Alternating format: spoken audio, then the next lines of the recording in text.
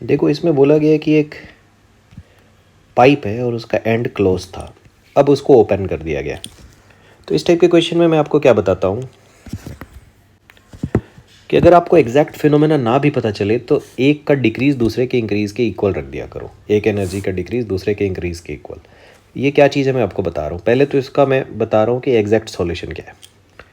यहाँ जब ये बंद था तो यहाँ जो वाटर था उसकी एनर्जी थी P1 प्लस ग्राउंड से इसकी कुछ हाइट होगी ρgh और प्लस काइनेटिक एनर्जी थी 0। तो पहले तो आपको बर्नौली इक्वेशन याद रखनी है, P plus ρgh plus half ρv square equal to constant.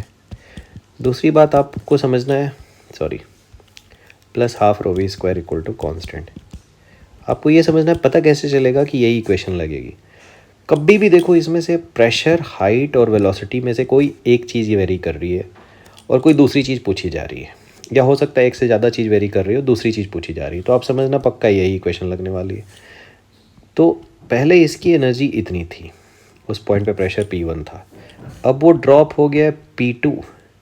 Height तो उसकी चेंज हुई नहीं है ग्राउंड से, तो पोटेंशियल एनर्जी उतनी ही रहेगी, बस एक्स्ट्रा उसके अंदर एक आ गई है वेलोसिटी, और उसके कारण ये आ गई है kinetic energy per unit volume half ρv square. तो ये हमने दोनों तरफ क्या कर दिया, इक्वेट कर दिया, P plus ρgh plus half ρv square को।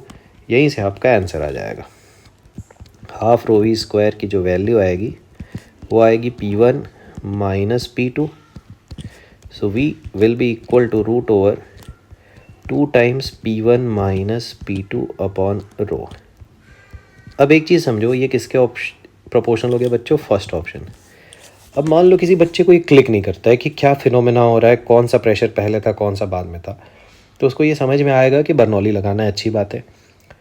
डिफरेंस किस में आया है, प्रेशर में, तो वो क्या करेगा, प्रेशर का चेंज लिख लेगा, इंक्रीज़ या डिक्रीज़ जो भी आया है, ठीक है।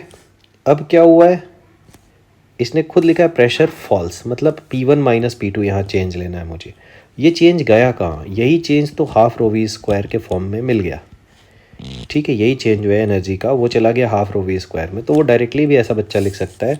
कई बार ऐसा होगा कि आप फिनोमेना बर्नौली में अच्छे से समझ नहीं पाओगे ऑन द स्पॉट, तो आप देखना कौन सी एनर्जी में चेंज हो रहा है, एक होगी डिक्रीज़ दूसरी इंक्रीज़, तो एक का डिक्रीज़ दूसरे के इंक्रीज़ की इक्वल रख देना।